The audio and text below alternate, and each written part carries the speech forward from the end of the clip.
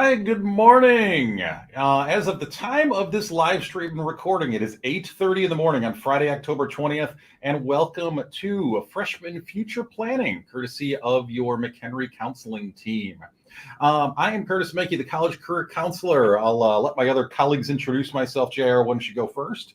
Sure. I am J.R. Boshin. I am one of the counselors at the freshman campus. I work with students' last names A through LE. And I am Miss Stephanie Sarignana, the other school counselor at the freshman campus. I have students in the lower half of the alphabet, Aleph through Z, and then I also service our multilingual population. Excellent. I can give every assurance to the class of 2027 freshmen that you are in the best of hands on a day-to-day basis with Mr. Boshin and Miss Adanyana. And I'm not just saying that because I am on the same recording with them. I say it because it's true. Your kids are in the best of hands with the two of them. I have implicit trust in both and love working with you both on a day in, day out basis. However, you are not here to hear us heap praise on each other. You are here to learn about future opportunities here at McHenry High School. So kind of on with the show. Here is, again, you got the three of us on the left side of the screen there. On the right side, we just want to make sure that you're aware of the administrators who will work day in and day out there at the freshman campus. Mr. Iserman is the building principal there. Mr. Fitzgibbons, his right-hand man, is the assistant principal. And then Ms. Frederick also is both back and forth between both buildings, the assistant principal of student services, and the person that the three of us look up to as well. There's some other folks that your students will work with. We'll kind of introduce them a little later on in the presentation, make sure that you're aware of who they are and whatnot. I will also remind our live viewers. So again, if you are with us live the morning here of Friday, October 20th, you can actually send us questions live. So you're watching this on YouTube. There's that comment box right below the video. You can actually type questions in there and we can see them and we can respond to them in real time. So for those live viewers, don't hesitate to throw questions in there at us. All right, here's kind of what we're going to talk about. We got four pieces that we're going to hit this morning. The first one, academic and SEL resources. So this one is kind of about the present. How is your student presently doing? What is available at the freshman campus to help them out in the present, whether it be with academic and or other personal needs. Things do pop up sometimes. We are human. Second item, we'll take a look into the near future at future McHenry courses. Folks, your freshmen are going to be picking their sophomore courses in about a month and a half after Thanksgiving. So we want to make sure that they are equipped and you are equipped to help them with that and kind of build towards not only sophomore year, but also, the rest of their academic opportunities here at McHenry High School. And then we will start to look a little bit more at the more distant future. We'll take a peek at some of the resources that we use and that you can use with your students as well.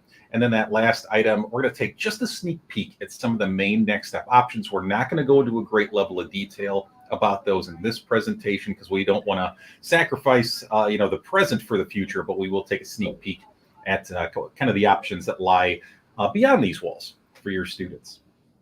So away we go. Let's hit that first one, academic and SEL resources. Mr. Boshin, Ms. Adanyana, take it away. You want me to start? You want to start? Whichever you'd like. So here at McHenry High School, we actually use what's known as the 4.0 grade point average scale. So you're going to notice that there aren't pluses or minuses. Each grade is assigned a point value. We've had a lot of students that for one reason or another don't necessarily know how to calculate their GPA. And so, the grade point average is something that's referred to quite often when we start talking about both, current status and post-secondary options. It's something that plays a big role into, the barometer for how students are doing when it comes to school.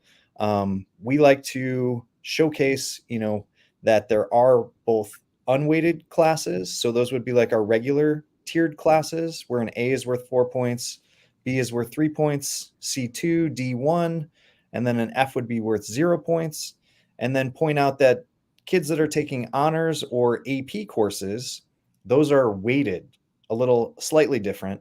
So an A in a weighted course would be worth 5 points, a B4, C3, D2, and you're going to notice that an F is still worth 0. And so you just add up all of those numbers at the end of the semester and you divide by the number of classes that they've taken that are credit bearing and, that are assigned a a GPA or a grade. And then that's how students will calculate their grade point average.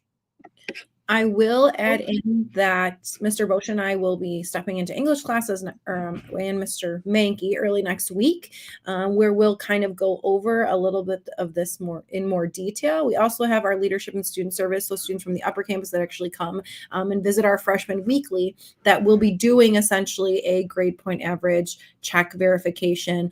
So students are able to kind of plug in some numbers on a sheet to determine what their grade point average is or could be at the end of the semester. So this next slide just kind of goes through again and provides concrete examples with real human beings, Starfany, about what that would look like when calculating a grade point average.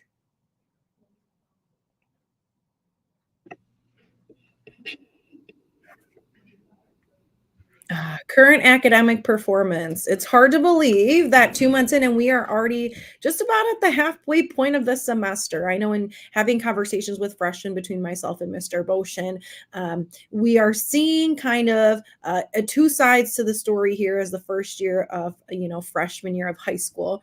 And I usually talk with kids about, we have those that start out pretty strong and then we're kind of starting to hit a wall right around this point. Kind of that honeymoon period is over. So we need to kind of find our energy, refine that motivation and focus. And then we have students who, may or may not have been struggling right off the bat. When we're starting to see a point of realization of, okay, it's time to kind of kick it into gear. It's time to really put in that effort to make sure that we are performing at a level we need to be performing at. What are they excelling at? Where are they struggling?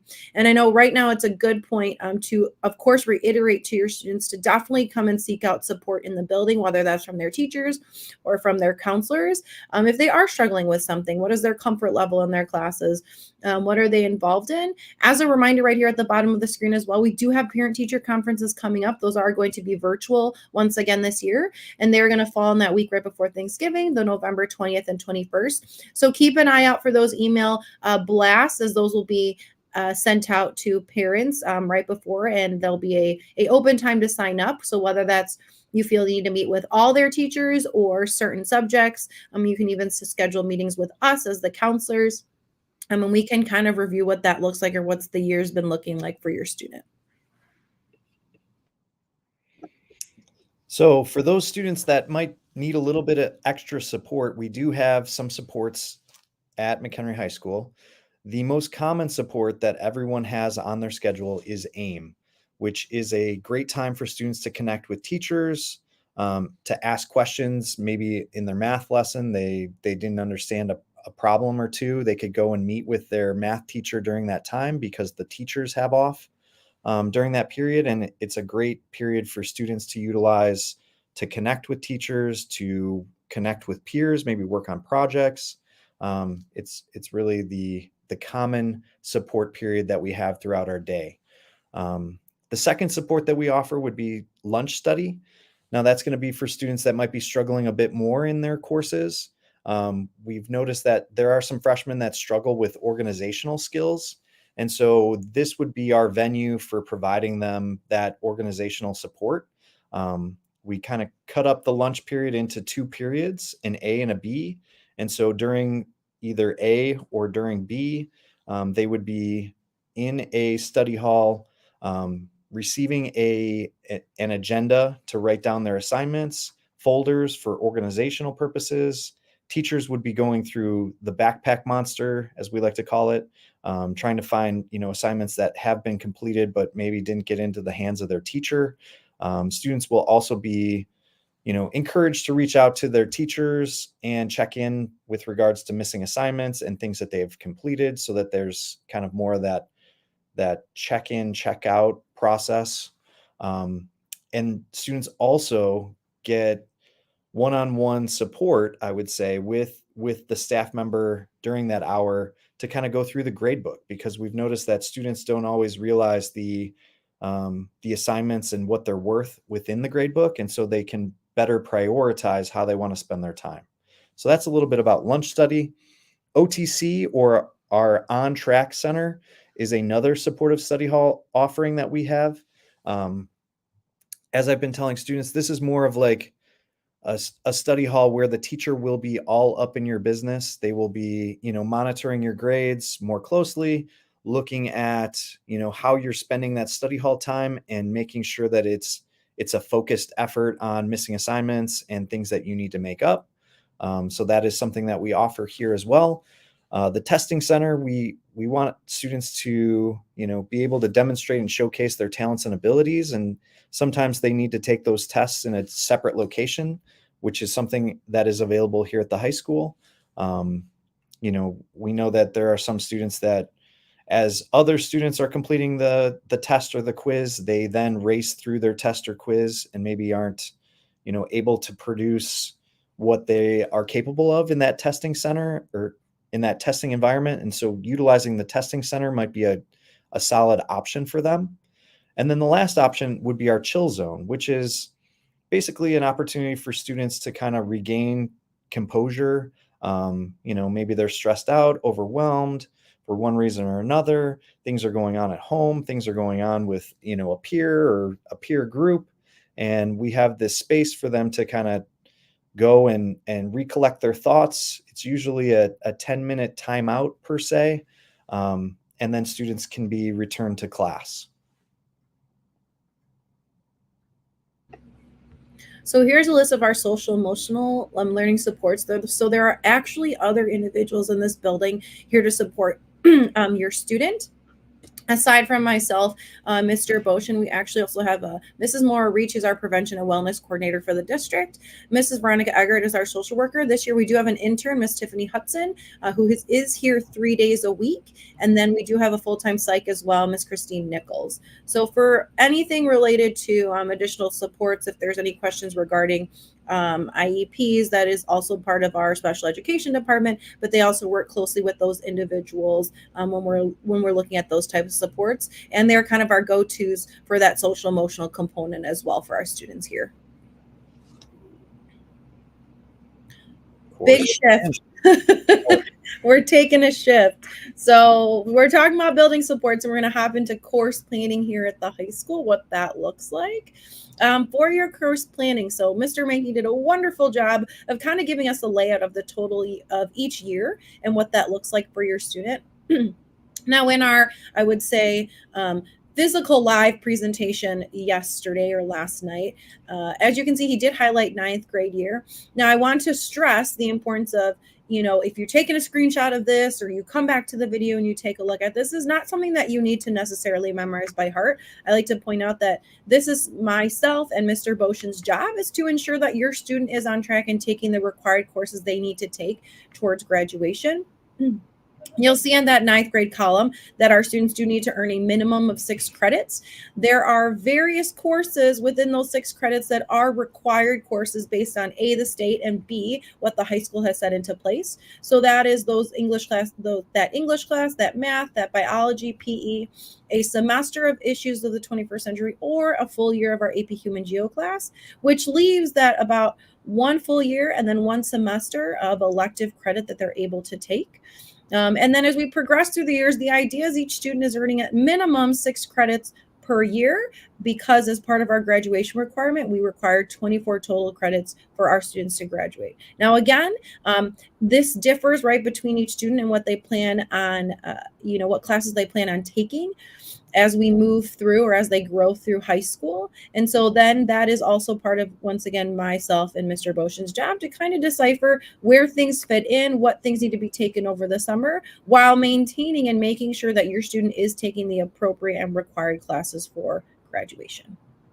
And I think it's also important to note that we do have a lot of choice, but we also have a lot of requirements. So as students start to think about, electives and what they want to take, we want to make sure that they know what they have to take so that they can better balance out their schedule and maybe figure out where they can slide in certain electives. Dual credit and AP courses, we have a ton of them here at the high school. Both of these options allow students to kind of get ahead in their post-secondary studies, I would say.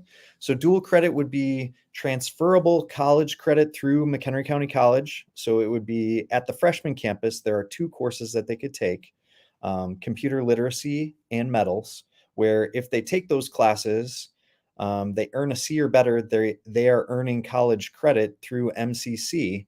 And then that starts to appear on their transcript through MCC, where, if they go to a different college, they can transfer that transcript to a different college, and that will be accepted by them.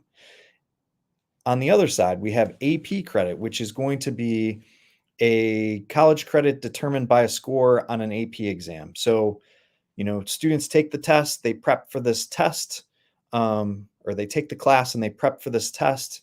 And then if they score a certain score on the test, the college will deem that as college credit or not. So in the state of Illinois, public institutions, if you score a 3, 4, or 5, the test is out of 5. It's a 1 through 5 scoring. So in Illinois, at the Illinois public schools, if you score a 3, 4, or 5, they have to take that credit. And so it's just kind of good to research the schools that you're looking at, to know kind of what they're looking for in terms of AP credit.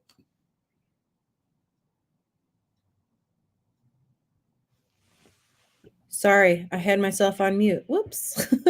Seal of biliteracy. So this is one of the many facets and opportunities that our students have here that sometimes they don't really know right off the bat. We have the opportunity to provide our students with a seal of biliteracy exam. Now, what this exam does is it actually gives college credit in high school to our students who demonstrate fluency in 2 languages. So English, and then plus whichever one you see fit, essentially. What's cool about this is public universities, Illinois universities, must give college credit for students that actually take this and pass the seal of biliteracy exam. So we have students, this provides kind of like a really neat opportunity for a lot of our native speakers, whether that is Spanish, whether that's Polish, whether that's Russian, whether that's Chinese, to where we are actually able to provide that exam for them to take, as long as they demonstrate that English component as well as that second language component on that exam. They will then receive credit towards college, which is super fascinating to me. A lot of times students think that, well, if I didn't take Spanish for 4 years, but they still might be fluent, that they're unable to take the test. That is not the case. We don't offer Polish classes here, but we have had students in the past, take those types of exams because they are fluent, just based on how they grew up and their family heritage. So that's a really cool opportunity we have here. We encourage our students to reach out and talk with their counselor if this is something they're interested in doing. We've had also students who have gone through that pathway of a language where senior year they're taking that AP Spanish class and, for example, are able to also sit for the exam and earn that seal of biliteracy credit as well.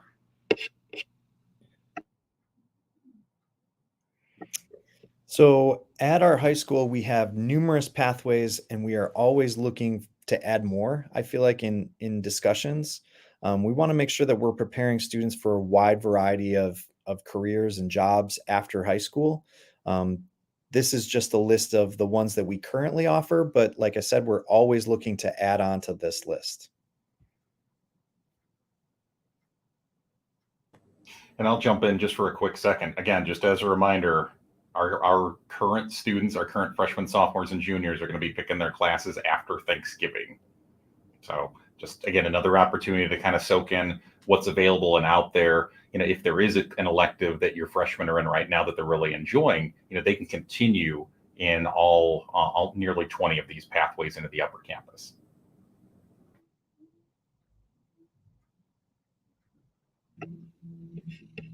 NCAA Division I and D2 academic eligibility. So we do have students, a good portion of them, and as I'm sure some of you know, other graduates who have actually gone on to D1 and D2 schools. Now, with that being said, I usually stress, especially that first year of high school, that if this is definitely something your student is thinking about, please let your counselor know as soon as possible. There are various requirements when it comes to applying for D1 and D2 academic eligibility through NCAA. There is an account that needs to be made. And what NCAA does is they actually have required courses that need to be completed within the high school years. So typically the reason for this, of letting your counselor know sooner rather than later, year is so that come senior year, we're not trying to shove all these required courses into that senior year schedule, but we're making sure that throughout their 4 years of high school, they are on the pathway to obtaining the required or completed 16 NCAA approved courses and credits. Now, some of these mirror some of our graduation requirements, but there are additional ones that students need to ensure that they take in order to apply for that academic eligibility if they are looking to venture off into a D1, D2 school.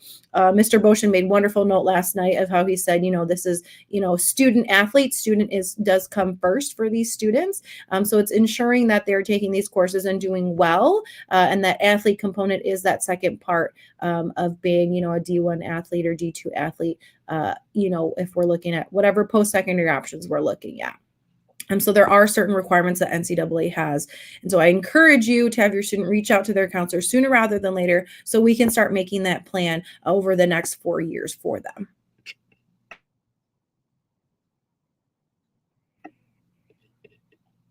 Be distinguished. Yes. So we have this amazing program. It's called our Distinguished Warrior Program.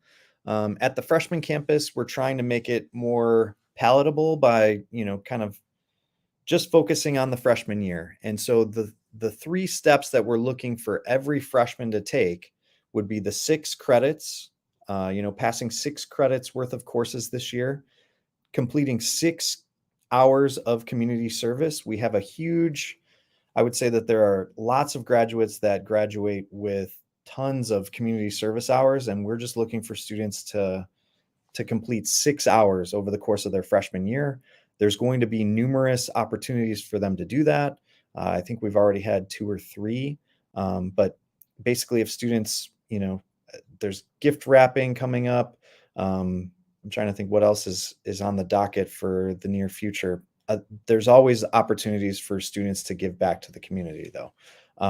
However, if they want to do it on their own, they're encouraged to go out and figure out what they're passionate about. And, if they want to work with animals, do that. That's amazing. We want to encourage students to kind of explore. The last part of this being distinguished is one activity or sport. And I think Mr. Iserman was saying that we were on pace to have almost 70% of our freshman class be involved in one activity or sport by the end of their freshman year, which is really exciting.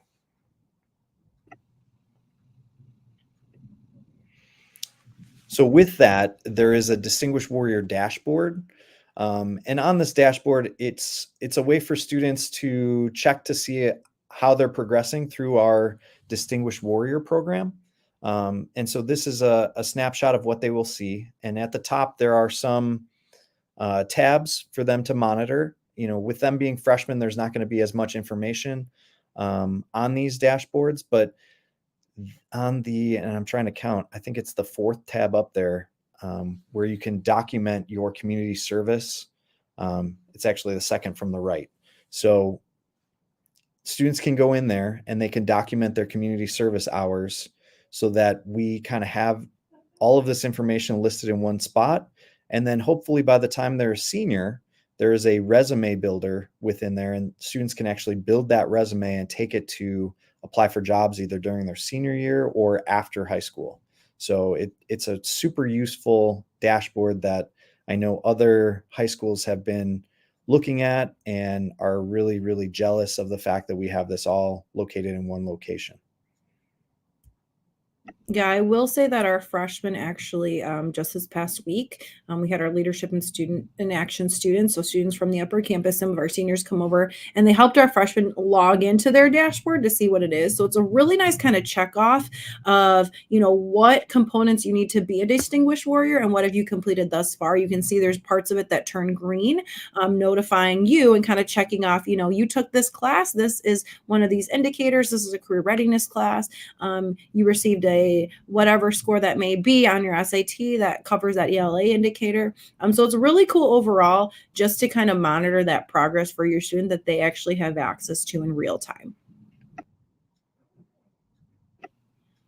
Course selection timeline and tips. So, like we said, it's the start of course planning, which is crazy to think, as we're only halfway through the semester, and we wanted to reiterate to our freshmen that in about a couple months we'll be going through and selecting classes, helping them select classes for next year. So that course placement process for those core classes will take place in the winter, where they'll be meeting with their teachers, deciding what is the best course of action for them in those core classes for next year. Around late November, counselors we will be presenting to the freshmen. And this year works a little bit different, I want to remind everyone. So as incoming freshmen, there was that paper that you got, then you were online and you were submitting things to our P4R platform. That works a little bit different. So in the future years throughout high school, now it's just the same process. Now that you are officially our students, these placements actually take place in Skyward. So our students do have their own Skyward access and login. And come November, we will actually show them how they will be able to select those elective choices in conjunction with the core courses that they should be able to see right in their Skyward.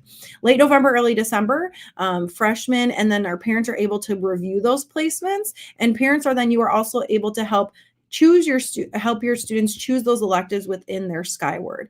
What's nice is then moving forward, this is what they will do in the coming year. So as they go into junior year, as they go into senior year, they will actually be able to, there is a time frame for which they can log into Skyward and make those selections themselves. After a point, it locks. And then what's nice is that we know sometimes students change their minds, or sometimes they forget some items, or sometimes we just want to make sure that everything is clear and concise. So in mid-November, we actually will meet with students, every single student here in the building, face to face, and we will review those selections in Skyward with them, just to ensure everything's balanced out appropriately. Like we said in earlier slides, make sure that they're taking the appropriate core classes that they need to be taking next year. And then if you look to the right, my right at least, is the tip side. That second bullet point talks about a level change or request for a course placement change. We will talk about that process as well. And that is a conversation that we can have when we come face to face with students, if that is something they are looking to adjust those core placements, as they will already be placed prior into that Skyward. Mr. Mankey has provided a wonderful curriculum guide, our curriculum guide in conjunction with our MCHS courses by cluster guide. We will actually be popping into English classes early next week. And like I had said, and we'll kind of be reviewing these clusters to assist your student in better selecting the appropriate electives for them. We want to also make sure that our students are challenging themselves, taking classes that are of interest to them, and not just ones, right, that their best friends are taking and they want to be in the same class. We want to ensure that there's some type of guidance or notion into what they're selecting moving forward.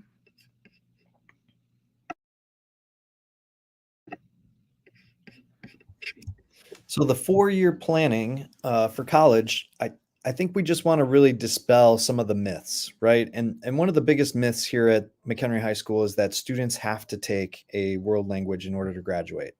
I think there's a huge debate in terms of world language currently. I know that in the pipeline, it is coming down that students will need that as a graduation requirement in the state of Illinois. However, not every college requires a world language for students. I would say that most of the highly selective schools and some of the selective schools are looking for that 2 years of the same language, but not every school wants that. And so definitely do your research when you start to look at schools. When we start to talk about this whole college thing, I also like to note that we do understand that college is not for every single student that goes to McHenry High School. However, if we set all students up to be able to go to a 4-year college, they'll be able to do anything they want after they graduate. And so that's typically why you hear a lot of our talks. We're talking about this college planning and 4-year college requirements and things of that nature, because we want students to have every opportunity, so that whether they know as a freshman or they just realize later on in life as a senior that they can go, or they want to go to a 4-year college, that they have everything that they need to do that. And so we have some of the requirements. Every student is going to take 4 years of English at McHenry.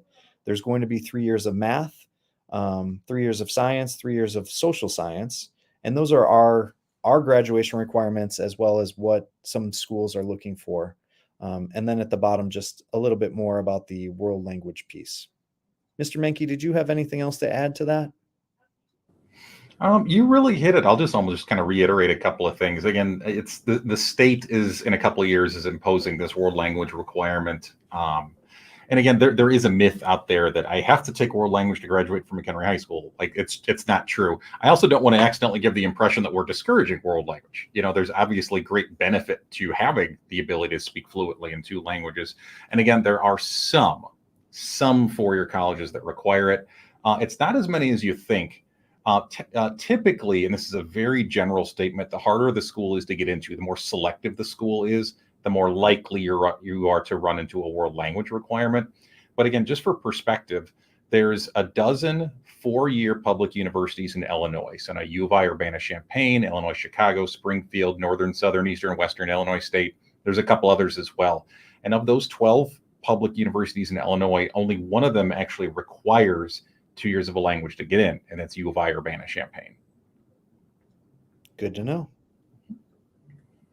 All right, as we transition from the present and the near future to a couple of things about the more distant future, the next couple of slides, we're just going to go over some of the resources that we will use with your students, and as well as that you as parents and guardians have access to as well.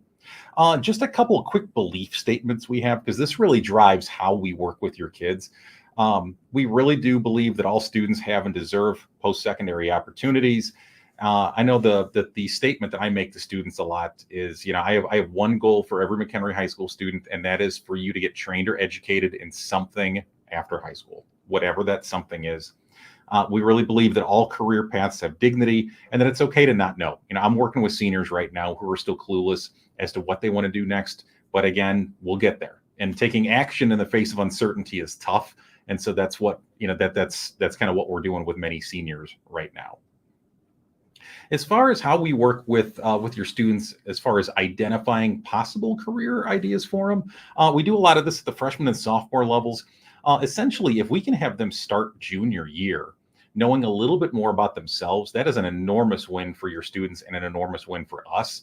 And basically, these 4 points on the screen, we will work with them to help them develop and identify their interests, which is what they like, their skills, what they're good at, their values, what's important to them, and then just their personality, kind of how they work, how they engage with other people in the world. If we can help them kind of realize what those things are within themselves, that'll make that next step decision making a lot simpler and more manageable. For those that like things simple, like me, we try to summarize these big scary concepts. The future, that's kind of a scary topic for most people. So this is kind of the one word that summarizes how we engage with your students at every grade level. So freshman year, again, we keep it incredibly simple. We just want you to imagine what's out there. Just know the bare bones basics about the types of next steps that are out there, the types of resources. Sophomore year is where we really start digging into that self-discovery. Who am I? What's important to me? What am I good at? What am I interested in? Junior year, we challenge students to look outside of themselves and outside of the building. What is out there? Explore what is out there and the opportunities. And then senior year, folks, that's when it's time to act. That's when it's time to act on those next step options. Every student at McHenry High School has a course in Schoology that the counselors run. You can easily identify it because it's got a big orange arrow for the icon when you hit that courses button in Schoology. And in there are a couple of the main resources that we use. Resource number one is your people. The counseling team at the freshman level, Mr. Boshin and Miss Sardignana, they have their names right there, and students can there's a link right under their names, and students can hit that link and schedule their own meetings with them. I'm at the upper campus most of the time, so students can email me. I've already come over a couple of times for freshmen that have requested it. So, we want to be as responsive as we can for your students. Additionally, there's two other big resources that we have in here that are available for students and parents, and that is School Links and the College and Career Guide. I'm going to take just a moment on each of those. School Links is a new program that we have here at District 156. It does all the things on the right side of the screen there. It helps students identify future course opportunities here. So again, going back to that topic of freshmen are going to be picking their sophomore classes after Thanksgiving.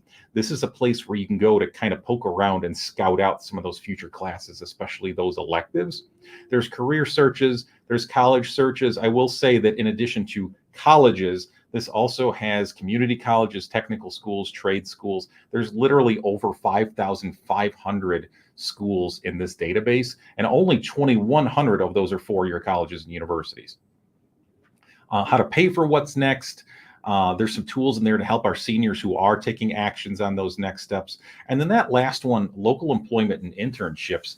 One of the game changers that this program provides is that our local business and industry partners can actually create little free accounts with school links, and they can advertise their employment opportunities, their apprenticeships, their internships, their work-based learning opportunities directly to our students and give our students a chance to act on them. We will have parent accounts rolling out very soon for school links. Your students already have accounts, and it's synced with their school Google accounts. So if your kid says, I don't remember how to log into school links, yeah, they do. All they have to do is click log in with Google and they're in. So school links, I like to think of as kind of like what is out there and where might they be in a couple of years. The college and career guide is how. How do I take these actions? Essentially, there's different buttons that greet you when you open this up, different topics. You click on that topic and it'll bring in more information about it. So for instance, in the lower left, if you know your student is going to be looking at four-year schools and you want to maximize how they can get ready for those opportunities here at McHenry High School, check out that option. Or if your student is really interested in trades or hands-on careers, that workforce training one will provide a lot of information as my green screen takes a tumble behind me.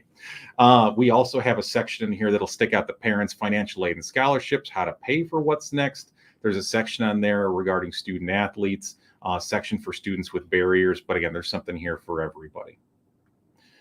This screen right here just kind of summarizes all of the different tools that you've heard about here over the past several minutes, just to kind of give you an idea what sets them apart, what you use for each of them. All right, really transitioning to what those next step options look like. We're not going to hit you over the head too much in this presentation. I literally have one slide on each of these. We will have lots more opportunities for you to engage with us on these topics in the future. But again, at the freshman level, we don't want you overthinking these. So we're just going to give you some basics here. Again, I really focus on that word next in next step, because essentially that senior actions that our students are taking, it's what are they doing when they're 19? We're not looking ahead to when they're 29, 39. What are they doing? What are they doing in their next step when they're 19? So military, on the left side are the different options that our students can typically take there with the military. Going to plug another event we have coming up in a couple of weeks, the evening of November 2nd at 6 o'clock at the upper campus in the Warrior Room, which is it's a big room on the top floor of the new wing on the north side of the building. We're going to have a presentation there regarding different military options, as well as have recruiters from all the branches come in and kind of, give you a chance to learn about them, what sets, the Marines apart from the Air Force, from the Army, from the Navy, that kind of thing. Workforce training. Folks, I define workforce training as careers that don't require a bachelor's degree, careers that don't require 4 years of college. I got kind of two columns here. Apprenticeships are back, folks. They are back with a vengeance, and that's a great thing. On the left side are the main ways that our students can find apprenticeships. We're actually at the upper campus, coincidentally, at the time of this recording. In about 45 minutes, I'm going to have a speaker from the local electricians union come in and talk with our upper campus students who are interested in trades-based careers. On the right side, I remind our students and our parents, MCC, in addition to being a college, is also a trade school. They have a wealth of things you can do there that don't involve transferring. Things like manufacturing, welding, automation, construction management, fire science, culinary. They're going to have a brand new HVAC program that's going to be starting this fall. So you could see all the different things you can do there on the right side that don't involve transferring. And some of these you can do in a matter of months, not years. One slide on transferring. So again, if you need MCC to be a trade school, it's a trade school. If you need it to be a college, it's a college. Some folks are just more comfortable starting close to home. Some folks, for whatever reason, their grades didn't reflect their abilities in high school, and this is an entry point for them. MCC, frankly, it's hard to argue against the cost. It costs about $4,000 to attend MCC for 1 year. You're looking at least $30,000 for the vast majority of four-year schools that are out there. So again, it's hard to argue against that. And I just remind our parents here that, whether your student takes Earth Science 101 at MCC or Earth Science 101 at Northern or Bradley or U of I, they just took Earth Science, they learned about it, they earn the exact same credit that somebody does taking that class away from home at the four-year college. Speaking of those four-year colleges, here are just a little bit of info about what colleges look at when seniors apply there. So this is as they're deciding who they admit. Grades tend to be the main thing that colleges look at. They will also take a look at strength of schedule. So how tough were the classes? You're like, yeah, maybe you got a 3.9 GPA, but did you ever challenge yourself in high school? They will also look at grade trends. And this is kind of a newer phenomenon. So in other words, maybe somebody had a rough freshman year in high school, but they steadily improved versus somebody who was a rock star freshman year, but they steadily declined. That first student is going to be the better candidate. On the right side are some of the other things that colleges look at. Not every college looks at things the same way. Some will ask for writing prompts. Some will ask for teacher counselor evaluations, letters of rec. Community service, extracurriculars are typically strong supporting factors. Just a quick note on standardized tests. Most schools these days are test optional, meaning students can choose to send in test scores with applications. We do still encourage students to do their best on standardized tests because it can certainly enhance an application. And I am seeing that those standardized test scores honestly are impacting things more from the financial perspective of college than the admissions perspective. So just a couple early nuggets as you kind of think about if your student wants to engage with four-year colleges, as well as just kind of some of the things that colleges look at. So in other words, things to do now while you're in high school. Quick plug, MCC just bought a building over in Woodstock that they are redubbing the MCC University Center. So if your student is looking at bachelor's degree options or careers that do need 4 years of college, starting this fall, all of the majors that are on the screen are going to be offered right here in our county. So essentially students would do years 1 and 2 at MCC, and then they would transfer to one of these 4 schools on the screen, Aurora, Northern, Roosevelt, or Southern Carbondale, but they wouldn't actually move to those schools. They would continue living where they're living, and they would take these classes working towards these degrees through the University Center in Woodstock. The building, it's right by the train station, if you're familiar with that in Woodstock. The movie theater's close. I know that's a big landmark for me, but yeah, it's close. It's 15 minutes from McHenry, and you won't have to pay those housing or meal plans. So again, it's a great way to minimize cost while still maximizing your educational opportunities. This slide and the next, I work in every presentation because I want to make sure our families and students have access to things. And I know this is a little ways away, but I always just want to make sure that our students with disabilities, and that is defined as any student with a 504 plan, an IEP, or a health plan, have access to their next step. We are going to have another live stream presentation the evening of November 16th at 6 o'clock. In which I'll bring in some partners from some local schools to talk about how this works in college. And again, just to make sure that students who have this kind of barrier have full access to their next steps.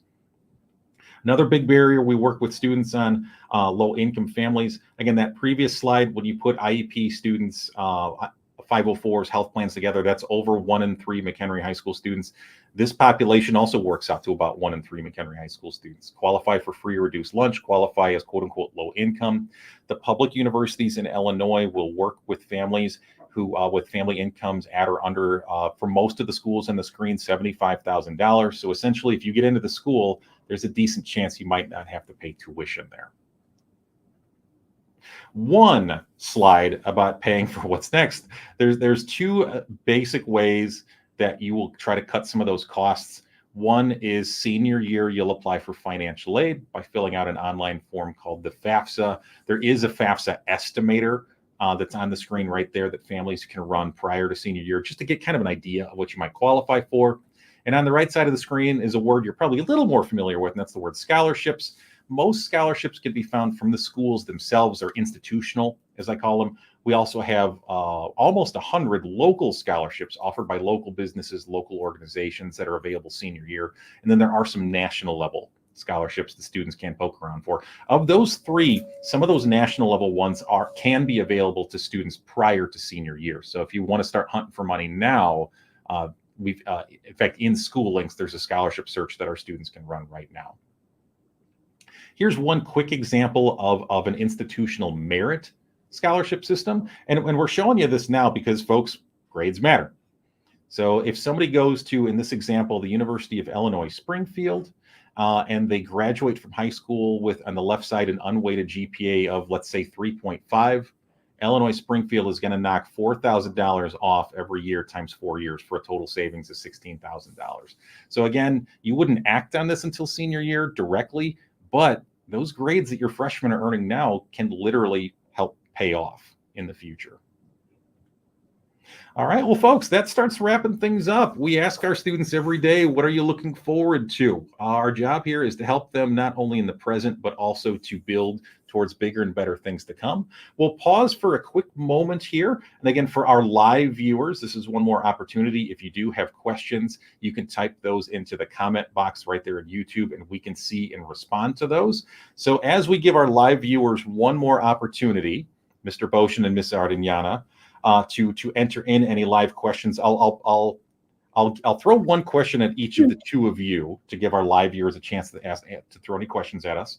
And that question is, what is one action that you recommend freshmen take now for current success or for future building, whatever way you want to go with it? I can start. Sure. One action is I really hope and wish that our students learn to seek out support and help. I think that's huge skill just in life, to learn that, not everybody gets it right the first time. And so moving forward, seeking out that advice and that help is so important, whether that's if we're struggling with our grades, whether that's like Mr. Mankey noted, to kind of open up that umbrella of what does my life look like after high school. And I understand how daunting that can be.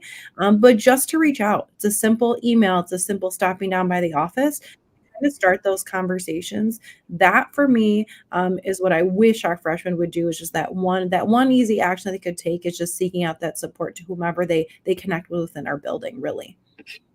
Love it. Mr. Boshin, any feedback from you? Yeah, I like to see freshmen take advantage of those opportunities that are low-hanging fruit per se. Like if you're going on a family vacation and there's a college on the path or nearby, just go wander over there. Go see what it's all about and see if you can envision yourself on that campus. And likewise, if you have family friends that are in certain industries or doing things, reach out to them, pick their brain, have those conversations and try to maximize your efforts to figure out, what you like and what you don't like, because, the more we can rule things out, I think the better the plan will look in the end. Yeah, I love it. I love the low-hanging fruit metaphor. Again, take advantage of the simple things. This doesn't have to be a more complicated process than it already is, right? Right. Well, Mr. Boshin, Ms. Ardignana, I am not seeing any questions come in, so I think we will put a bow on this for our live viewers. We appreciate you being here. For anybody watching this video in the future, we're glad that you're engaging with the high school. We're here to help you. We'll have future opportunities to engage with current and future planning as well. But on behalf of my colleagues, thank you for joining us. And remember, what are you looking forward to?